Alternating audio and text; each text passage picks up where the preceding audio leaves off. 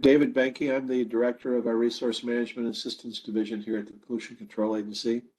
We've got a lot of work that we do in the division, including our solid waste work. I just want to thank you all for being willing to participate in both a dialogue and a discussion of the long-term care of our landfills. Our goal is to have that input from you help form where we need to go with our post-closure care activities with the landfill. I've been around waste for a long time. Seems like forever some days, but even though I thought, 20 or 30 years for post-closure, that's a long way off. That's a long, long way off is really what I thought, but it's here now. And for a lot of facilities, we need to make sure that we take care of things now. And for others, they'll be coming along down the road. So we need to prepare. And I think to try and get a better plan pulled together so that we can move to an up-to-date process that we can all follow. For the MPCA as the regulator, but also for the facilities and for all of you folks as permittees, as facility and landowners, consultants, local government officials, interested parties, wherever you're coming from, just so that we have a process that we can all understand and that we can follow as we move into this next level with our facilities. So welcome everybody. We look forward to your input, your perspective in this process. It's important. It helps shape where we're going. And we look forward to a positive dialogue today. So next slide, Dan. Now I'm going to turn it back over to Lucy and she'll walk through our agenda for today. But again, welcome everyone and I appreciate you participating with us. Okay, hello again. I'm Lucy Amundsen. I'm a communication specialist here at Minnesota Pollution Control Agency. In our audience today, we have solid waste permittees, owners, operators, consultants, members of environmental organizations, and other interested parties. On the agenda slide, you can read our order of topics we're going to cover today.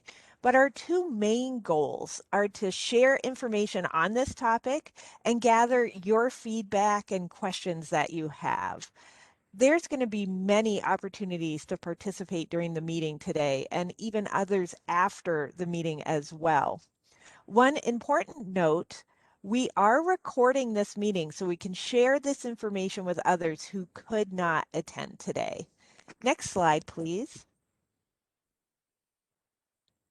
Our presenters, well, you've already met our division director, Dave, and myself, Lucy.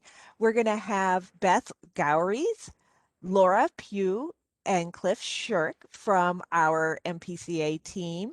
Assisting us today on the WebEx, we have Lauren Lewandowski and Dan Amat, just keeping things flowing. Next slide, please.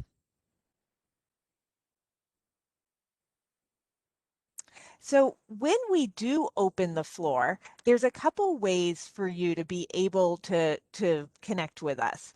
You can use the chat box located on the right to type your questions and we'll read it aloud for you.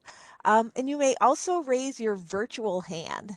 There's a couple ways to do it, but I think the easiest is clicking on the little smiley face at the bottom and choosing the raised hand and we'll call on you.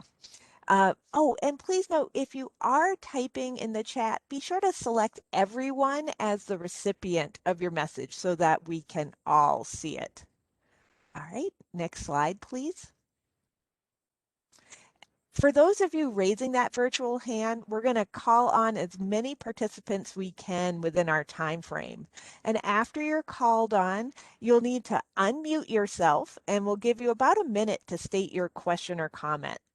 So now that we have the rules of the road, I want to hand this over to our first presenter, Beth Gowries, to help us define the purpose of this meeting today. Thanks.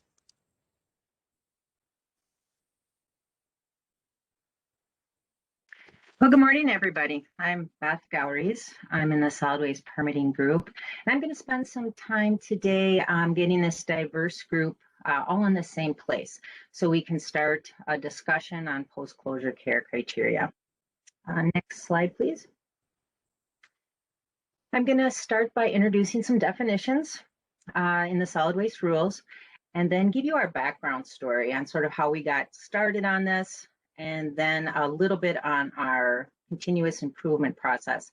So where we're at today, and you're going to see this figure a few more times, is we're, as you look at the arrow at the bottom of the slide here, we're going to be focused today on the closure care part of the exiting post-closure care world. Next slide. So we'll be focusing on post-closure care, but I wanted to go over what the definition was of closure too, because you can't have post-closure without closure. So in our solid waste rules, MIN Rule 7035.0300, closure is defined as actions taken at a closing landfill to prevent or minimize the threat of human health and the environment. Post-closure care is actions taken to maintain, monitor, and care for a closed landfill to prevent or minimize the threat to human health and the environment. And I think we can all see that the commonality between those two definitions is that our goal is to prevent or minimize the threat to human health and the environment. So I'm going to be going through our background, and while I do that, we're going to be showing you a bunch of slides of different landfills. So we're hoping that for those of you who aren't familiar with how complex landfills can be these days, that it'll give you some insight into that. And for those of you who are really familiar with landfills, I hope it'll just be fun for you to see if you can identify if any of the photos are of your landfill. All right, I think we're ready to go through that. I think we can go through the slide bank, right? So the background story for this is that over the last couple of years, we've had permittees reach out to us as they're ending their 20 years minimum in post-closure care, asking us if they can have letters releasing them from liability. Some have reached out to us and asked us if they can exit post-closure care when they still have some groundwater contamination. And some, we found out, sold their landfill property and it's been developed, or the protections haven't been maintained. Historically, our work in closure and post-closure has been a low priority for us while we focus on permitting and construction at landfills. So we haven't spent a lot of time building the program. But we knew if we were going to get questions like these again, which took us quite a while to respond to, that we needed to have a better process in place, as we're expecting more landfills to be reaching their 20 years and trying to exit post-closure care. So we aren't coming to you empty-handed today. While we've been doing some groundwork for the past year and a half, and I'll go over that really briefly. In the fall of 2019, we started a continuous improvement process, and that's a tool that the MPCA uses to understand and improve our processes. So we started this process with some continuous improvement coaches, and we walked through to learn what the process is required in rules, and to also identify what the gaps were, where we weren't sure what we were supposed to do because it wasn't covered well in our rules. So we took those gaps, and by the spring of 2020, which was just after we had our shutdown, we formed several subgroups with technical staff, and their job was to further define these gaps, try and find out how other entities were handling these gaps. And by the fall of 2020, we thought we had enough information in the subgroup on post-closure care criteria to come to you today.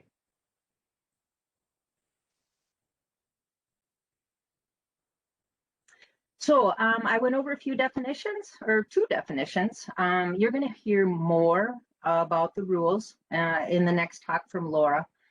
And then I explained the problem a little bit. I went over a teeny bit of homework, and then later on today, Cliff will dive into that a little deeper. So I hope that helps us all get in the same place. I'm going to go over the problems next. Next slide, please. So our first problem that we identified is we have a lack of evaluation criteria. So when you're coming out of your 20 years of post-closure care, You've been monitoring and maintaining the landfill. What elements need to be reviewed to determine if you've met the goals? So that's our first problem. Next slide, please.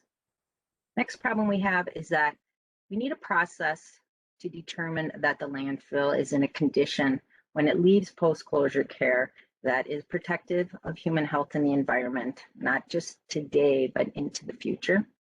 Next slide, please.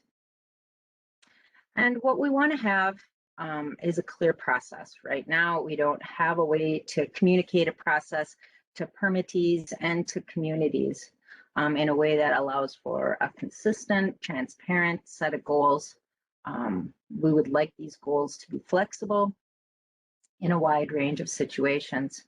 And we'd also like permittees to know what the process is when they're still in closure and they're deciding how they're going to close. Next slide, please. So the objectives then of this group is to prepare a guidance document to establish criteria for landfills so they can exit post-closure care, and that the criteria should be specific, consistent, and flexible to the site-specific condition. And these criteria would cover all elements that they affect in the environment. And finally, we'd like the consistent process to be a guidance document that everybody can use for all types of situations. So we know it needs to be clear, consistent, and flexible. So let's see, next slide, please. So we're on a pretty robust or short timeline. We'd like to move along fairly quickly. What we're going to be doing is kind of cycling between engaging with our stakeholders, going back to the drawing board and trying to address comments and concerns. Then we'll send those drafts out to you guys, have another engagement session in the early summer, we're thinking.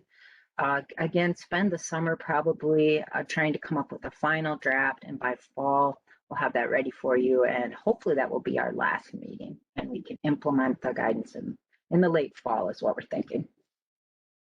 Next slide, please. So here we are finally at the good part where you have been waiting to see what your role is here. And what we'd like the stakeholders to do is to come with your good humor, with your knowledge and with your experience to help us identify unexpected consequences that we haven't thought of, to help us make the guidance specific but flexible, and also to review the guidance for clarity and for implementability. And to help us do that, next slide, please. We've set up some guardrails because we have a very ambitious schedule, and because we want to stay on a very focused topic of post-closure criteria. So what's in and what's out to talk about to keep us focused. So what's in is any sort of environmental monitoring is open and on the table for discussion. So whether it's a certain media, a certain parameters, a certain flexibility or certain routine monitoring that we want to do, that's all on the table for discussion. What we'd like also on the table is implementing some sort of frequency to review the process during post-closure care to the exit criteria. So we do have annual reports that are required every year, but we'd like to take some time every so many years, I don't know if it's 5 or 10 or what it would be, where we take a look holistically at the trends and see if it looks like the landfill is headed in the right direction towards exiting post-closure care. And if they're not, we'd like to take something that we're calling right now corrective actions, make some adjustments so the facility can leave post-closure care. I have a little bit longer list of what's out. These are things that are, although these are very important things, they either don't relate directly to post-closure criteria or they're out of our control. So what's out is financial assurance. We're not going to talk about that. Local land use controls, restrictive covenants. So contaminants of emerging concern, we don't want to talk about those right now. And then something that we are calling post-closure care just right now, you could call it post-closure care, or beyond post-closure care can also mean custodial care. And that is not a topic that we're discussing either. And finally, the closed landfill program. The MPCA has a program here called the Closed Landfill Program, and about 30 years ago, a bunch of landfills went into this program, and this program is babysitting these facilities in perpetuity. We have been working with those guys on learning what they're doing so we can see if there's some things we can take from them. And Cliff will be talking to you about that a little bit later on today, but we don't want to talk about how to get into the closed landfill program. Next slide. So that's it for me today. I'd like to take questions or comments, thoughts on the guardrails. All right, thanks so much, Beth. Now that you have laid out this purpose, I'd like to open up the virtual floor here for questions and comments on these objectives. So remember, you can raise your virtual hand or chat in the chat box. We also see there are people on the phone lines. We want to make sure there are time for that. I actually see a hand up by Jeff Strack. If you could unmute yourself, Jeff, and state your question, please. Hi, Jeff Strack. When many years ago when I worked there, I participated in SWAMO meetings, and there was one of the meetings. There was a talk on evaluation of exiting post-closure care. So I just wanted to make sure that you guys were aware of that and use that resource instead of starting from scratch to kind of just make sure you revisit that from 10, 15 years ago. Yeah, that's been part of our homework, Jeff. Thanks for the question. Oh, Lucy, did I jump the gun there? No, go ahead. Okay. And when Cliff gives his talk, he's going to go over a bunch of the different things that we've been looking at. And I think the SWANA one is on there, but certainly if it's something that we don't know about, yeah, bring it up at the end. Not SWANA, a SWAMO. It's the State and Territorial Solid Waste Management Official. Oh, okay, good. Thanks for the clarification. All right, I don't see anything in chat, but Bill has his hand up. Can we go to Bill Keegan? Can you unmute yourself? Thank you, Lucy, and thank you, Beth, for that overview. Certainly appreciate being able to participate in this group. Just a point of clarification, when we talk about establishing criteria to exit post-closure, is that the same thing as this custodial care period we're talking about? Are we sort of framing up the criteria for custodial care, or are those separate things? I've just heard that term used recently and just wanted to get some clarification around that. Sure. I see Jeff put a comment in here beyond post-closure care. Why isn't it part of this engagement? So I think that's similar to what you're asking, Bill. We're not setting up anything really. Our rules don't cover very clearly beyond post-closure care, which Laura's going to talk about a little bit more next. So we're just trying to get people through the door right now into beyond post-closure care successfully. So I guess I'd like to hear from Jeff a little bit more about why he might think that this is a part of it. Did that answer your question, Bill? No, I don't think so. My question more just is your first slide of what's in. If we went back to that, I don't remember exactly what's there, but it was talking about like frequency and there was 3 things listed of what's in. Is that the same period of the what's in that we're going to discuss as part of this? Is that the same period that we're talking about as custodial care? I'm not familiar with what custodial care period is. Is that period of custodial care the period we're discussing here with your in box on that previous slide? That's the question. Dan, Okay. could we go back to that previous slide, please? Thank you. Yeah. So we're just talking about post-closure care right now. So I think Dan, if you go back up to, I think it's like number 8 or something, we can look at that arrow. But so as you transition from an open landfill to a closing landfill, there we are, to a post-closure care, that's that minimum 20 years. When a landfill has closed, they place the cover on, and what happens during that 20 years. And then when you get to that thick bar just before beyond post-closure, that's the exiting post-closure point. And that's what we're trying to talk about today is what are the criteria to exit post-closure care successfully. So the agency doesn't need to extend the post-closure care period. Understood. Yeah, that helps, Beth. Thank you. That clarifies. Okay. So if I'm understanding you right, we're talking about that criteria for that thick bar of how do you exit post-closure. The beyond post-closure word you have there is the same interchangeable word as the custodial care period.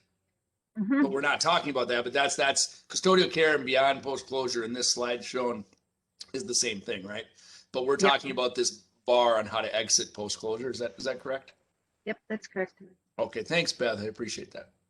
Okay, and Beth, you had Jeff did follow up in the chat here.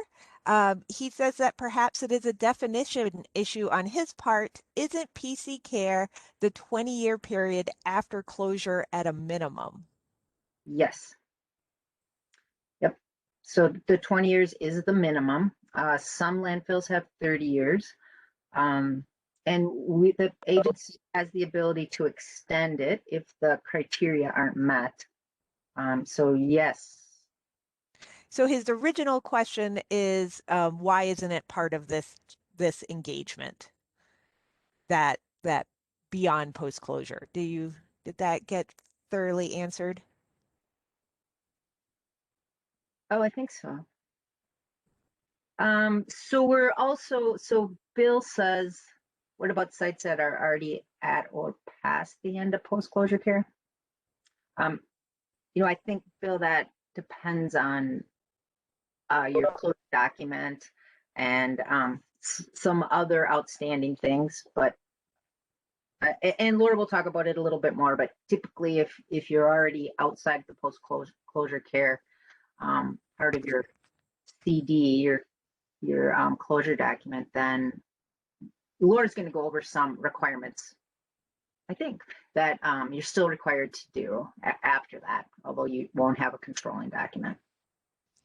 Okay, before we finish up this time, I want to make sure anyone on the telephone has an opportunity to speak. I believe you have the ability to unmute yourself on the phone. So if you have a question, now is the perfect time.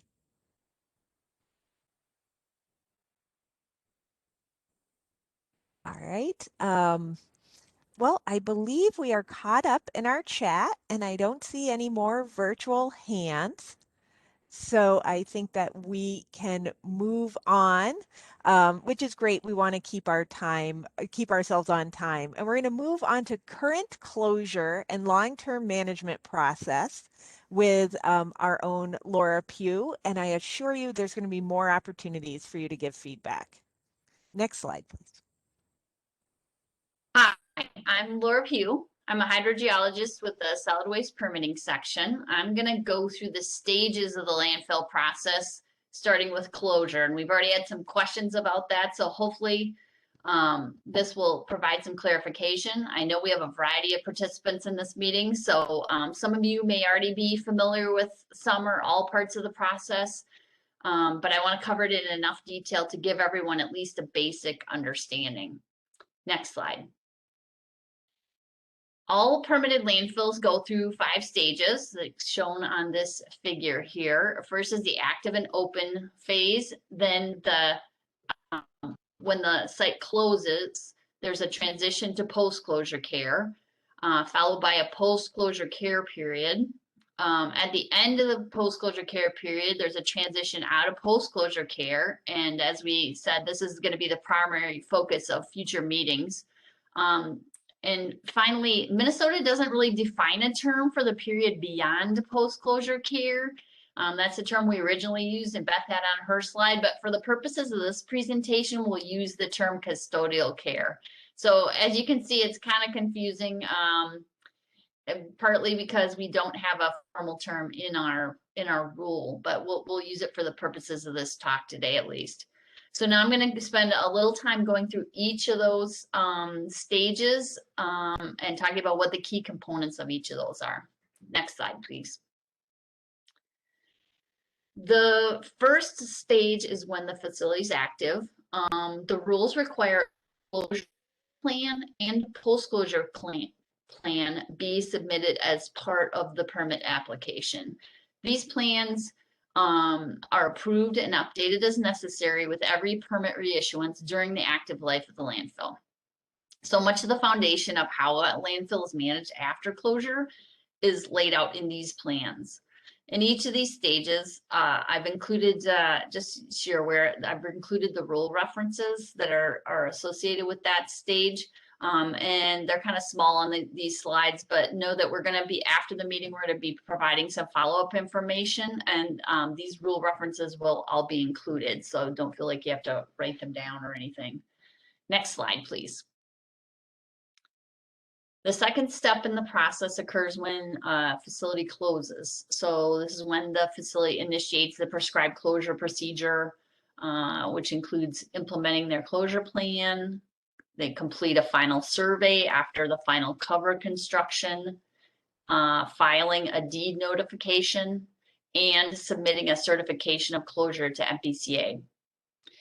After that, the rules require MPCA to issue a closure document containing the post-closure care requirements and any monitoring, testing and reporting, or site maintenance requirements. And it specifies the length of the post-closure care period, which initially is 20 years, and that's the minimum.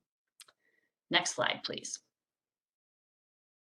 After the closure is certified, the facility enters the post-closure care period. And again, that's a minimum of 20 years. There will be the requirements of the post-closure care period are implemented, and that includes maintenance of the cover, such as mowing, identifying and correcting erosion, and monitoring and reporting of environmental data. During this time, the rule also says the closure document and post-closure care plan should be amended for facility changes. And finally, the landowner should not allow any use that disturbs the integrity of the final cover starting at this point. The permittee can request changes to the post-closure care plan based on facility changes. In that situation, you can think of the closure document sort of like a permit. The agency may then need to amend the closure document as a result of facility changes to the post-closure care plan. Likewise, the agency can initiate modification of the closure document to extend the post-closure care plan beyond the original 20-year period based on results of, and I'm quoting from the rule here, gas, leachate, or ground and surface water monitoring, or if the cover is not stable. This leads us to the most likely topic of future presentations and discussions, which is that evaluation for sites preparing to exit post-closure care. Next slide, please. So as I said, we're currently considering site-specific evaluation needs to determine when a facility can exit post-closure care. There's a few things to know. Right now, there's no clear evaluation process in the rules for sites nearing the end of post-closure care period. Based on the evaluation of monitoring data, a determination should be made whether to allow the facility closure document to expire or amend the closure document and extend the period. And there's nothing in the rules to document the end of the post-closure care period outside of the closure document expiration date. So even though the arrow is shown at the transition point in this slide, the evaluation realistically needs to begin before the closure document expires. And both MPCA and the facility should be reviewing site conditions and data well before the end of the period. And Cliff's going to go into more detail on what other resources we've reviewed and what we're considering so far. Next slide, please. So the final stage is after the end of post-closure care period. As I noted earlier, there's no term in Minnesota rules for this stage. One caveat is that the rule for post-closure use of the property doesn't discuss the period after the closure document per se. So Minnesota has interpreted the rule regarding post-closure use to apply anytime after closure. That's in 7035.2655. And that's the only rule that pertains to the period after post-closure care. And as mentioned before, it simply states the landowner should not allow a use that will disturb the integrity of the final cover. A couple things to note about this process is that when the post-closure care period ends, the facility is no longer required to follow the post-closure care plan. There's no governing document on record that describes the ongoing maintenance criteria. There's only a rule that the owner must maintain the cover in perpetuity. This is why it's important to ensure that sites transitioning out of post-closure care are protective of human health and the environment. The only requirement to maintain the cover follows the facility regardless of ownership. But it's not always evident to new landowners what's required for maintenance of the cover, or that any alternate use should be approved by the agency. Okay, so this was a fairly brief overview of the stages, but hopefully at this point you have a general understanding of the 5 stages of permitted landfills. At this point, I'd like to turn it back over to Lucy to see if there's any other questions or comments so far. All right, let's open up the virtual floor again. You know you can tap your virtual hand to be raised, or work with us in the chat. And let's also see if there's anyone on the phone lines who wants to ask a question.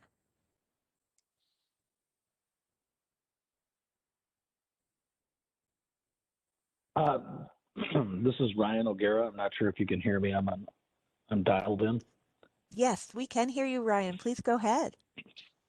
Yeah, I'm not sure if my question's more related to, you know, the slider, but the general thrust here is that the PCA wants to develop ultimately a guidance document on this, or is ultimately this going to be prescribed in rule somewhere? Our goal is to develop the guidance. So right now the rule does prescribe some outline of what we can use for the criteria, but we really need something more specific that we can use to be consistent as a consistent process for when we evaluate each site individually. Okay. Yeah, I'm asking primarily just because I know myself and some others on the call are participating in the the landfill advisory group for the demo landfills, and this topic of custodial care beyond post closure, whatever you want to call it, has certainly come up in that stakeholder group, which is a rule making process. And so I guess what just trying to find out from the agency, so it sounds like despite those conversations at the meeting, the agency is probably not intending of including, let's say, this custodial care requirements in the demo landfill rulemaking that's coming out. Is that a correct assumption, because it will be handled, in this guidance process? That's a really good question. I actually think it's the opposite, Ryan. This is Beth. We're not handling it here. We're just trying to get to custodial care. And I don't know what the demo landfill guys are doing with that, if they're going to include that in their rule or not. But we're not doing rules, and we're not going to talk right now about custodial care. Does that help? And just so you know, of course we do talk with those guys on what's going on, but I hadn't heard that they were working on custodial care. Well, and I'm not sure that they are either, as far as like what's going to be in the draft rule, because we Sure. haven't gotten there yet. I'm just saying that it's been like a topic of conversation that's come up at several points in our rulemaking stakeholder process, and so, not knowing what's going to end up in the agency rule because it's kind of premature. But I guess if there's going to be I would just say that if there's going to be a separate process like this process that's going to be developing, guidance, but I also want to make sure I'm not misunderstanding either. Did you say that this guidance is not going to be addressing the custodial care beyond post-closure period, that this is just for the, let's say, closure and, minimum 20 years post-closure period? Yes. Yep. We're just talking Okay. about the post-closure care period and criteria to exit. Yeah. Okay. All right. Do Thank you. any other panelists want to jump in on that? Are we good? I'm looking in chat. I'm not seeing anyone having a chat question. And I don't see any other virtual hands raised. So if this would be a good time for a question if someone has it. Otherwise, we can move on. Lucy, this is Brett Balavance with Wing Stantec. I got a question here. Perfect. Does the agency see utilizing the closure document as a tool moving forward in post-closure? In the past, the plan was to have the closure document replace the solid waste permit as a 5-year instrument to guide in every 5 years of the 20-year post-closure, to have this actual instrument called a closure document that replaces the solid waste permit. Maybe that's coming up in this, but maybe Beth, or you have a thought on that. Is that instrument going to be used in the process? So, Brett, if I heard your question right, you're just asking about how the closure document is going to be used. Is that right? Well, one, is it going to be used is that going to be, it's not Yes. specifically used now, and I'm just wondering if that is going to be more of a factor in the post-closure in the future. Yeah, it is actually used now. It may not be as consistent as we like right now, and that's something we're working on. That's the other reason we want to make sure our process is in place to do this, and to prioritize that. So because it is, like I said, it's somewhat equivalent to a permit in post-closure care. It's already in rule that we should be issuing closure documents after the landfill has certified closure. So yeah, so that is a tool we're already using. Right. And I think that is one of our other gaps that we've identified. And so we do have another subgroup that's working on more of the back end, on the closure end, and looking at that closure document to make some changes that would help with ushering the landfill through the post-closure care period with the things that we come up with through this effort. So, Okay, thanks much. All right, Thanks, we have a couple minutes left. Let's see. Oh, in chat, what types of landfills will the guidance address? MSW, industrial, C&D? So yes, great question. And our intention is to try and have guidance that will address all of our landfill types. Now we understand each landfill is going to have unique characteristics, and there tends to be different conditions at each site.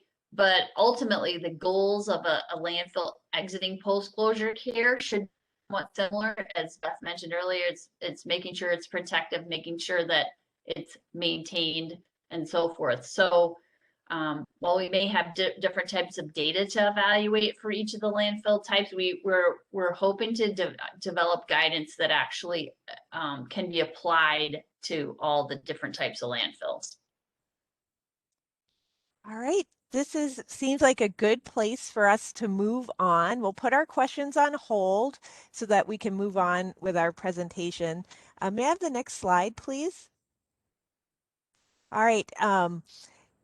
As you can see from our agenda, we've gone through our welcoming business, our purpose of meeting, and our current closure process review.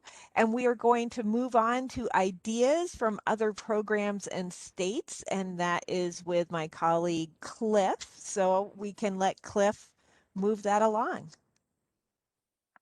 Thanks, Lucy, and thanks again to everyone for attending today. It's really great to see so many stakeholders that are interested in this process. My name is Cliff Shirk. I'm an engineer with the Solid Waste Permitting Unit at the MPCA, and I'm going to run through some of the existing guidance that's out there for landfill closure and talk about which ones we considered as we were looking into this. Next slide. So as Beth mentioned during her introduction, the MPCA started a continuous improvement project in the fall of 2019 to look at the current closure and post-closure care process.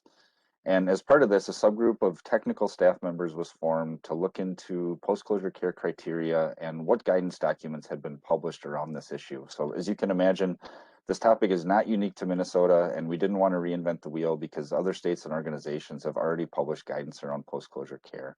So I want to provide a quick summary of those resources that we looked at. I'm showing them on the screen here. So there were a few from national level organizations like ITRC, the EPA, SWANA, and NWRA. And then we also looked at other states and looked to other programs within the MPCA as well. Next slide. So one of the documents that we looked at was produced by ITRC. For those of you not familiar with ITRC, it's an organization that develops technical guidance documents geared mostly for state regulators. And the teams that develop these documents are composed of federal regulators, state regulators, industry representatives, and technical consultants. So these teams strive to create a really balanced and comprehensive summary of whatever the topic is at hand. And for this reason, these ITRC documents are really great resources when you're developing guidance around different topics. In particular, they did publish a document in 2006 for landfill post-closure care.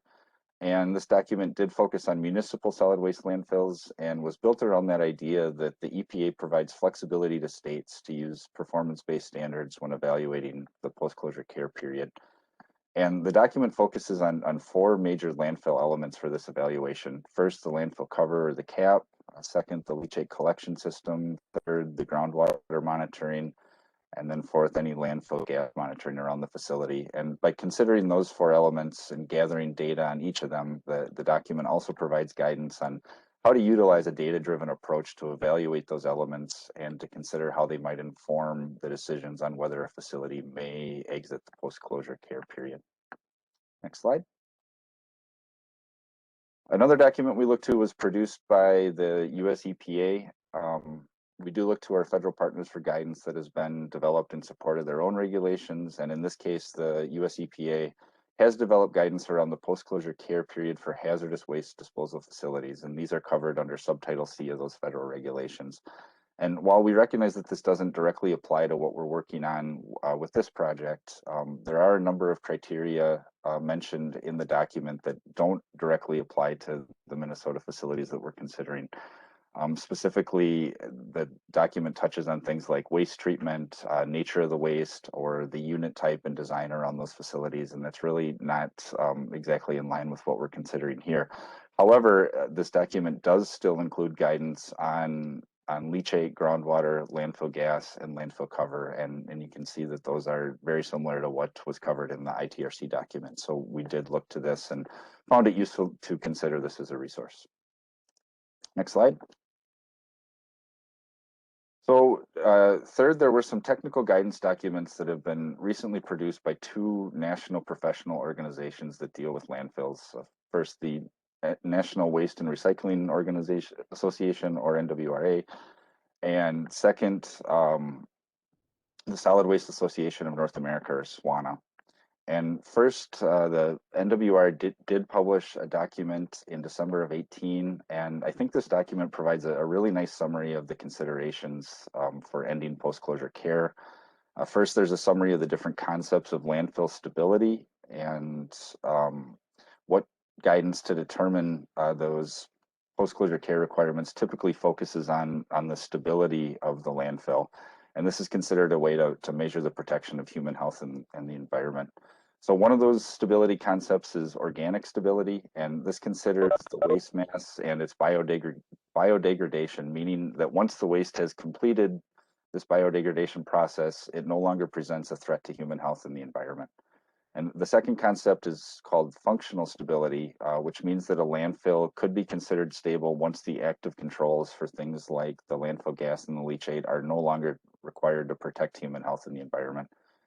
And the documents from ITRC and the EPA, for example, consider this idea of functional stability. And this type of assessment does require data to evaluate for things like leachate, landfill gas, and cover settlements. So it really is a data-driven idea around that functional stability approach. And this document also provides summaries from several states who have existing post-closure care guidance in place. And I'll touch on those a little bit later, but it provides a really good summary of what other states are doing. And it also provides some guidance on the data needs that each of these states would require for evaluation of their sites and their own programs. And these data do include leachate, landfill gas, cover stability, and groundwater monitoring in many cases. And then based on all of this, the NWRA does provide a position on the process in this document, and it is that exiting post-closure care and should require that sites are evaluated using this performance-based criteria. Next slide. The next document was published by SWANA, and this is really similar to that document that was published by NWRA. It came a little bit later in January 2019, and it does touch on a lot of the same things. So that idea of organic versus functional stability, highlights from other states on what they're doing around post-closure care guidance, and then additional information on what those data requirements might be. And they come to a similar conclusion or recommendation that NWRA did, which is that they support the use of a performance-based evaluation process when considering terminating that post-closure care period for municipal solid waste landfills. Next slide. And I recognize that there's a lot of text on this slide, so I'm not going to run through it, but we did look to our other state partners that have developed guidance around this. And one thing to touch on here, and I've underlined that for each of the states, is that some of them focus on this idea of functional stability, like Florida and Washington, and then others focus on that idea of organic stability, like Kansas and Wisconsin. And you can see for those states that do look at that idea of functional stability, they touch on those same types of data requirements for leachate, landfill gas, groundwater monitoring, and that final cover. And for those states that focus on the idea of organic stability, it's really more of a guidance on how to get to achieve that organic stability more quickly. For example, Wisconsin provides some direction on organics diversion and how that waste may be handled within the landfill to get to that idea of organic stability a little more quickly. Next slide. And then one state that we've been paying close attention to around this topic is Ohio. The Ohio EPA recently updated their guidance around the process for ending post-closure care at solid waste facilities. And this was published pretty recently in February of 2020. So this guidance focuses on those same four elements that you see in ITRC's documents. So leachate, groundwater, explosive gas or landfill gas migration, and the integrity of the landfill cap. And then they also add compliance history when evaluating those sites. So has the facility, does it have a good history of being in compliance with the state regulations? And the document does spell out the period of data needed for that evaluation, and they landed on 10 years for their process. And so they look at 10 years of data trends for leachate, groundwater, and landfill gas.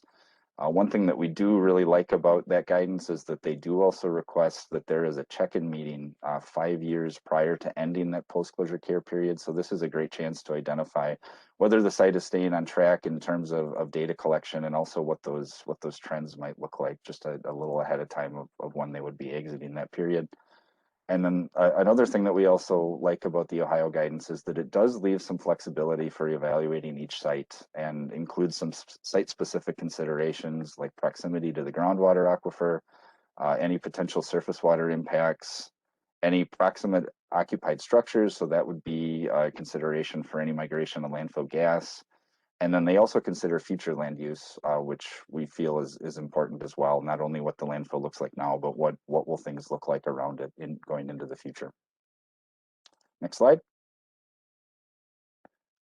And then finally, we did look to other programs within the MPCA. We do recognize that solid waste permitted landfills do have unique characteristics that are different from some of those sites that are covered in other programs.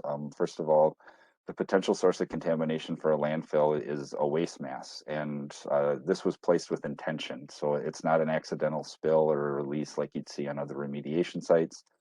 And so this means that the waste or the source of the contamination is unlikely to be removed, and therefore must be managed in perpetuity.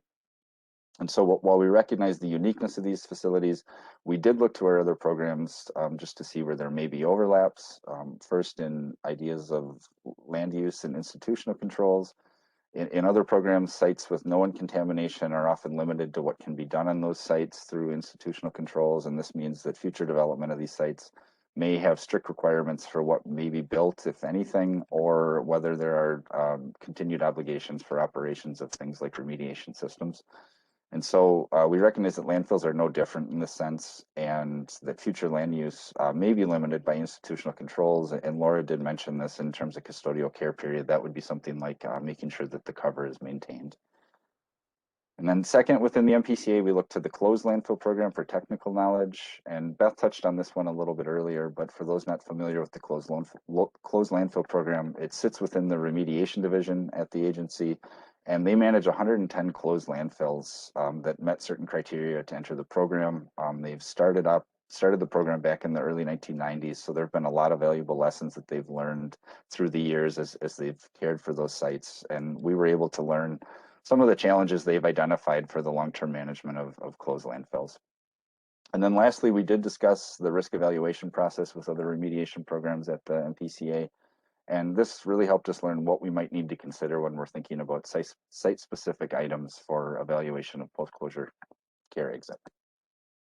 Next slide.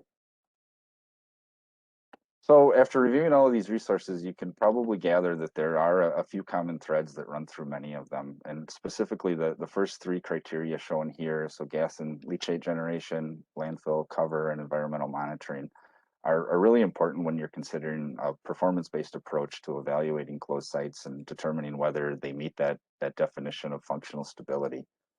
And you'll also recognize that these common threads were consistent with those put forth in that 2006 ITRC document, and several other states, as we've seen, have already incorporated concepts from this ITRC document into their rules or their guidance. And while we recognize that this ITRC document was created for MSWs, we do need to consider criteria that can be applied to all types of permitted landfills in our own program. And so the criteria that we're considering are based on this idea of functional stability, and that includes gas and leachate generation. So asking, what do the trends look like through time for these, and are we seeing reductions in the volumes generated, for example? Next, a stable cover. Is there limited settlement or no erosion after that final cover is placed? The third is environmental monitoring. So can we reduce the monitoring due to limited contamination, a stable plume, or recognizing that there is protection in place for current and potential future receptors? And then lastly, just maintaining ultimate protectiveness of human health and the environment. We do want to make sure that there is some flexibility built into the process that allows for site-specific evaluations to determine whether the landfill does or does not pose a threat to human health and the environment at both current and potential future points of exposure. So this would include considerations of things like waste volumes and types, the geologic setting, contaminant, fate and transport properties, the stability of the plume, and identification of those current and future receptors. So when we were considering these criteria, we did want to make sure that these could be applied consistently for making site-specific decisions when they exit post-closure care. But of course, we did want to make sure that there was some flexibility built into that process, because we recognize that no two sites are the same, and that each requires an understanding of the individual site itself. So that's a summary of the documents that we reviewed and the criteria that we're considering for evaluation of these sites that are coming up on the end of the post-closure care period. And we look forward to getting some feedback, not only on these criteria, but also if there are other important references that we should consider as we're developing this guidance. And so with that, I'll turn it back to Lucy for questions.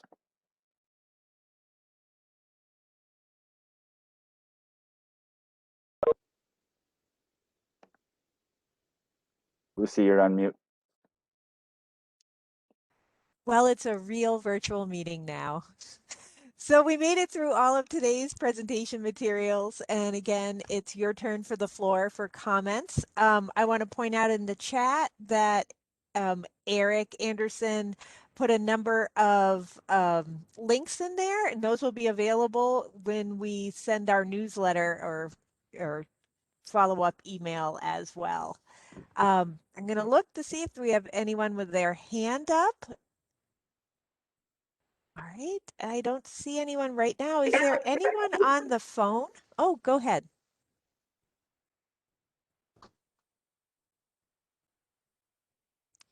I thought I heard someone on the phone trying to make a comment. Right, I'm not seeing anyone in chat. Actually, Well, I see a question from Marlon. oh, wonderful, thank you. So the question is, what is the agency's definition of no environmental impacts, i.e. groundwater? So that's an excellent question. That's definitely going to be one of the topics that we're going to have to tackle as we work through this guidance, because I don't know if we'll ever be able to establish no environmental impacts at this site, at some of these sites, but that's the big question, is how do we define getting contamination under control so that it is protective of human health and the environment. So that's definitely going to be one of the topics we'll be working through as we go through drafting this guidance. And so we'll get into, so we don't have a definition for that right now, and we'll definitely be talking about that at future meetings. All right, do we have anyone else who wants to raise a hand and give a comment? Or perhaps one of the many people on the phone might want to do that as well. Unmute themselves and give a comment. Okay. Next slide, please. Okay. So there are additional options for you to give feedback. We will be sending out an email communication or a Gov delivery communication very soon, and you'll have a comment card that you can fill out. If you want to send an email right away, we have it listed here. For the people on the phone, I will read it out. It's SW postclosure .mpca@state.mn.us, and we'll be checking that email box. On behalf of all of us, thank you so much for giving your time and your commentary today, because your opinion really does affect all these important decisions. And with that, I would like to close this first meeting. We will be doing another one in early summer, so please come back and join us and watch for that email. Otherwise, I call this meeting closed today and encourage you to go make it a good day. Thank you.